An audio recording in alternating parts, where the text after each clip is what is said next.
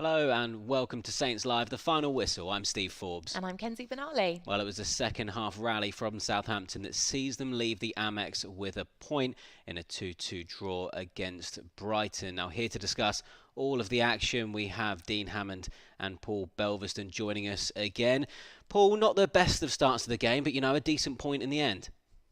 Absolutely. Feared the worst. Deep into injury time, first half. Saints were looking very ragged, really. Second to a lot of balls. Were looking shaky at the back, not threatening much. And then it all turned around, cliches again.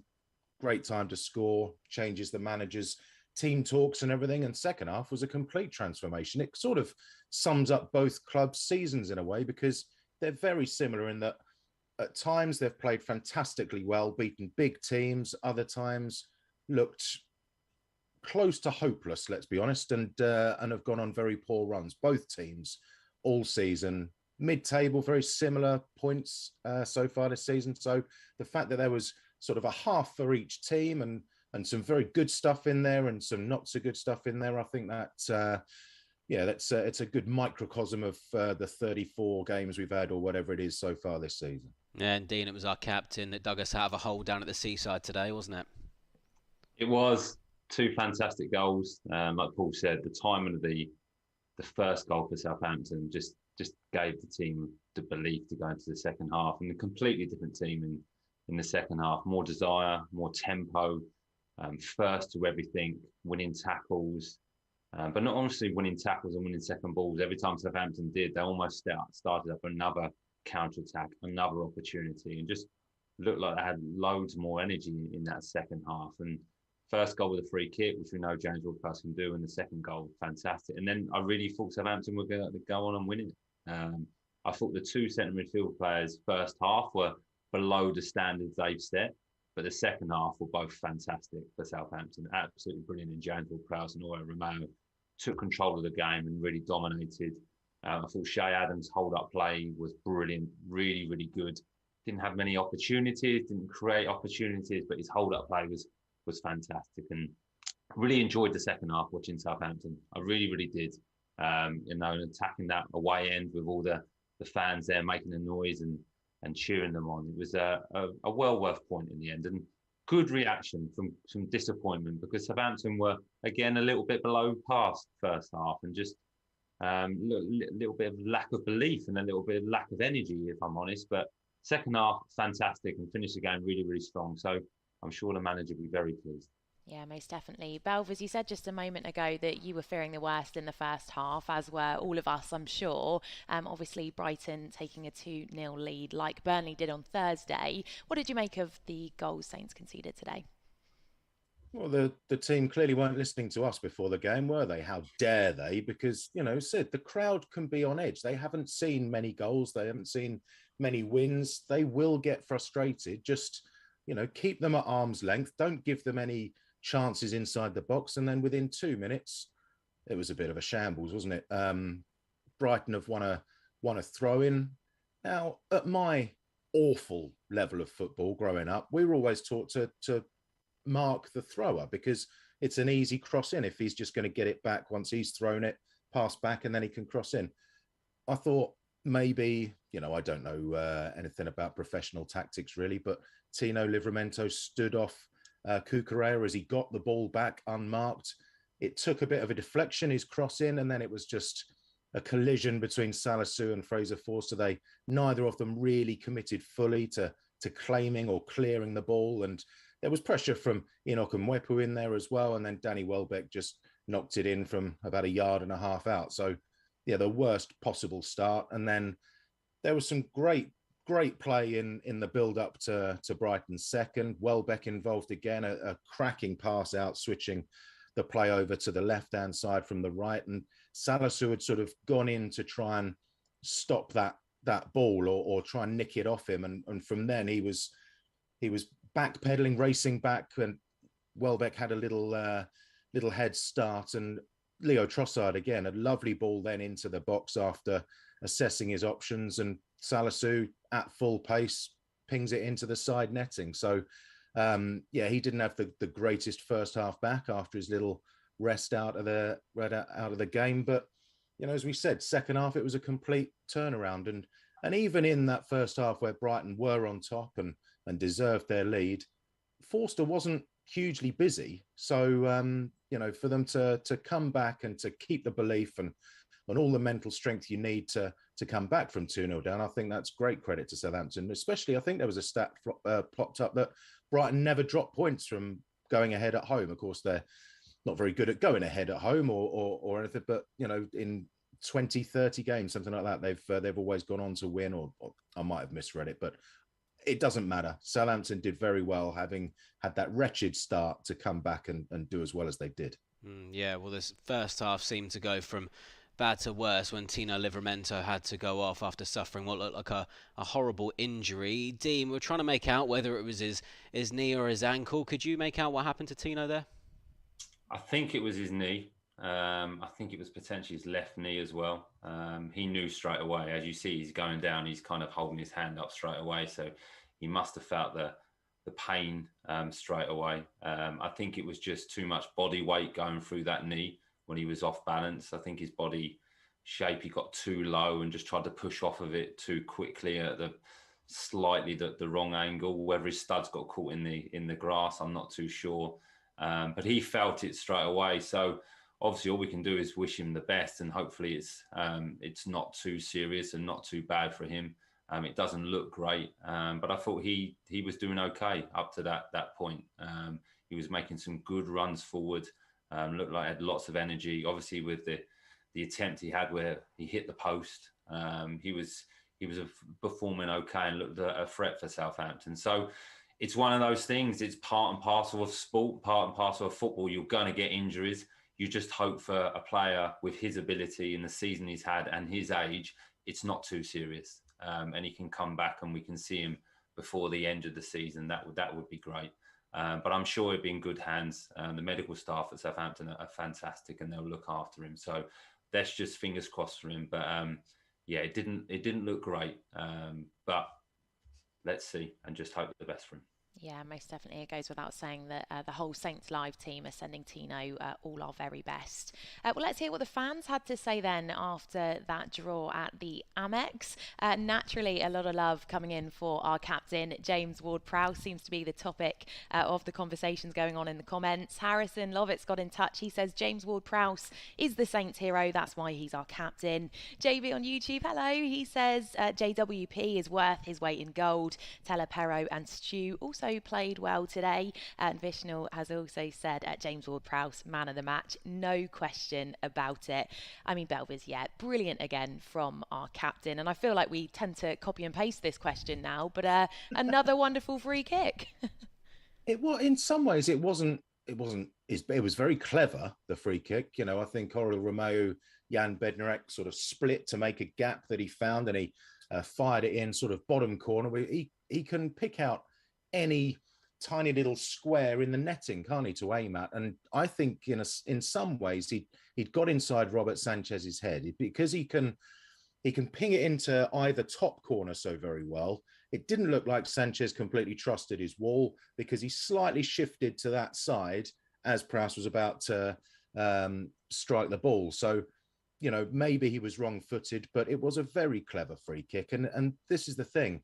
When teams concede free kicks in anything like that area, they are going to be very, very worried. No goalkeeper is going to be comfortable in that because they can't predict which side, or they're only guessing which side he's going to put the ball. And more often than not, he's going to find a gap in the wall, go over it, go under it, whatever it's going to be. They are going to be tested. So the fact that it's another different free kick as well, I think is great credit to him. The practice continues to pay off, and goalkeepers are going to be studying him like they're studying penalty takers. They're going to be looking at which is his more favoured side. But he's scored 4, I think, direct free kicks this season now.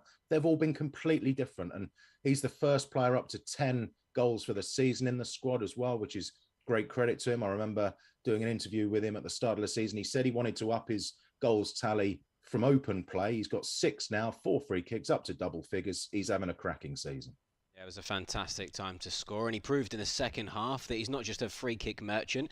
Dean, what an absolutely stunning strike, and also a special mention to Oriol Romeu for that back heel. I love that. Yeah, it was, and in the interception as well from Oreo as well in the build-up where he intercepts it. He gets the ball wide to Nathan Teller, who again second half looked really really positive. Comes back to Oreo and he's just calm, really aware. He knows where he is, and just the back heel, but the weight of the back heel as well. He knows exactly where James Ward-Prowse is, so he can just come onto it first time and strike the ball. And the way he hits across it, and it goes straight into that corner. And Sanchez is a top goalkeeper and a big goalkeeper as well. So to beat him from that distance, it's a fantastic strike. It really, really is. And he hits it so true. And so two fantastic goals from James Ward-Prowse. And those two in the centre midfield, I thought they were excellent second half. I think that was what the biggest improvement of Southampton was. They controlled the game. They got on the ball. When Southampton needed to play with a high tempo, they did. When they needed to slow it down, they kept possession, interceptions. So the two of them were really, really good. But it's a fantastic goal, and you can't beat scoring an equaliser or a winner like that, and the goal, and your away fans are behind the goal. It's one of the best feelings ever, and that the feeling, the noise, the red and white, it would have been fantastic. And I thought Southampton were excellent second half, best we've seen them play in a good few weeks now. So I really enjoyed it, but. Yeah, what a fantastic strike. Yeah, definitely. I mean, Belvers, as Dean's just said there, it was Southampton that had the better of this second half. But of course, Brighton did have the ball in the net. We kind of had our hearts in our mouth for a moment, didn't we? But it was ruled out by a very close VAR call.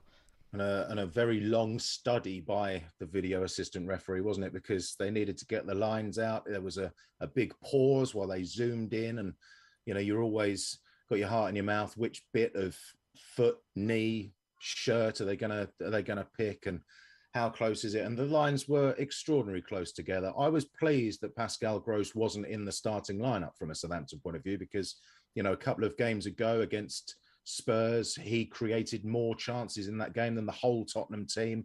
I think his stats are right up there with anyone in the big six as far as chances created this season. He can be a hugely influential player for Brighton, and when he came off the bench, that was one of the first things he was involved with. It was a cracking finish, but thankfully, just a fraction offside. But it was a very long wait, as it often is. At least this time you could appreciate and understand, because they were having to zoom in and use the technology as much as they did. But it would have been unjust, unfair. It would have been cruel if that goal had counted, because Southampton had the far better of the second half. And Fraser Forster hadn't had any other saves to make, really. There was one in the first half from Welbeck at very close range, but I'm not sure Robert Sanchez was tested as much as Southampton would have liked. But 2-2 felt very fair at the end of it. If they had snatched points, as they did at St Mary's, of course, in the 98th minute, it would have felt a little bit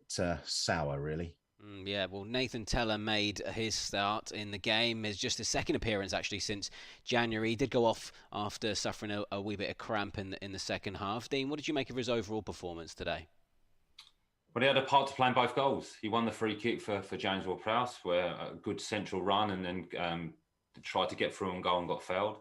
And then he played a part in the second goal by being very, very positive, and then coming and checking back and giving the ball to Oriol Romeu. So, he looked lively. I think he grew into the game.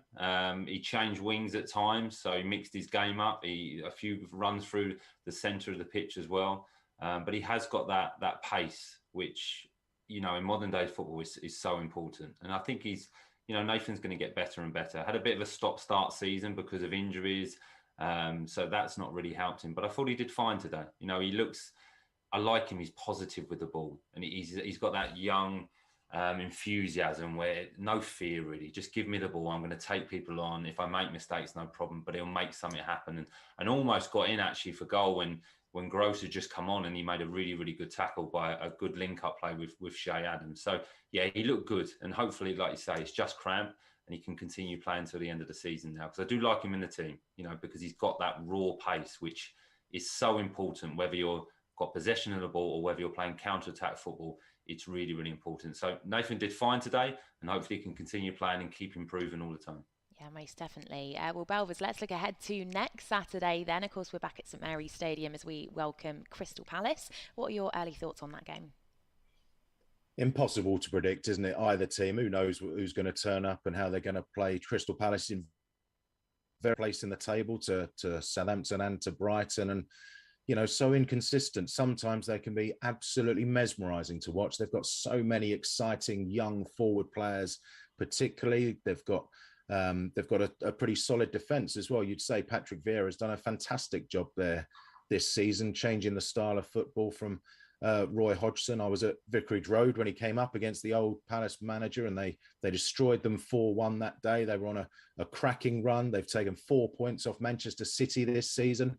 They've beat Arsenal only a couple of weeks ago, 3-0 as well, and they look tremendous at times. And then at other times, and this is where the comparison comes in again, they don't seem to gel. It doesn't seem to work for them. They've lost 3 in a row, including an FA Cup semi-final. Reaching an FA Cup semi-final, of course, is fantastic for any sort of mid-table side. We saw that ourselves last season, didn't we? So it's very difficult to predict what might happen, how it's going to go. The atmosphere at St Mary's for the Arsenal game was tremendous. The fans understood that it wasn't going to be the most dominant display from Southampton, but they really relished the battle, the passion shown by the likes of Lianco, and the way everyone was clearly working for each other, which is always when Southampton are at their best. So if we can get a similar sort of all-round team performance, whatever the approach might be, a similar sort of atmosphere, then yeah, I can see it being a good day for Southampton. Yeah, it's pretty tight at that part of the table, Dean. Just 3 points separating both sides, just one place in the table as well. Yeah, well, like Paul said, two teams that are probably fighting or trying to fight for that 10th space, really, which seems to be so important. And both teams will be looking to win. I agree. I think Crystal Palace have been hot and cold, but mostly hot this season. They've had a really good season. I think Patrick Vieira has had a very good first season as manager there. And Crystal Palace have got some exciting players, some good individual players. So it'll be a good test for Southampton. But, last home game, Paul said, really good atmosphere, 3 points, excellent performance against Arsenal. Have to be a little bit of a different approach. You expect Southampton to have a little bit more ball. But following the second half today, take that confidence and that energy and that desire and that willingness to try and go and win the game and make things happen and not wait. I think that's the Southampton we love watching. So if they can perform that, they get the crowd going at St Mary's, and it'll be a good afternoon for Southampton. So another game that we're looking forward to.